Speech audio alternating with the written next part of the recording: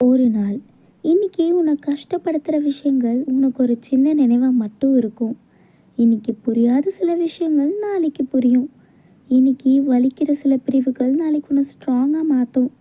இன்னைக்கு நீ அழுத சில மூமெண்ட்ஸ் நாளைக்கு உனக்கு ஒரு லெசனாக மாறும். இன்னைக்கு முடியாதுன்னு நினச்ச சில திங்ஸ் நாளைக்கு நீ முடிச்சுதான் நினச்சி சிரிப்ப. அதனால் இன்னைக்கு நீ வாழ்கிறனால வெறுக்காத.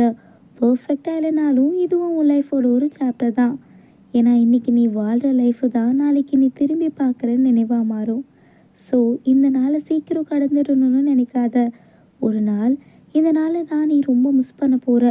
லைஃப்பில் சில மூமெண்ட்ஸை நம்ம அப்போ அப்ரிஷியேட் பண்ண மாட்டோம். அது முடிஞ்ச பிறகு தான் அது எவ்வளோ அழகாக இருந்துச்சுன்னு புரியும்.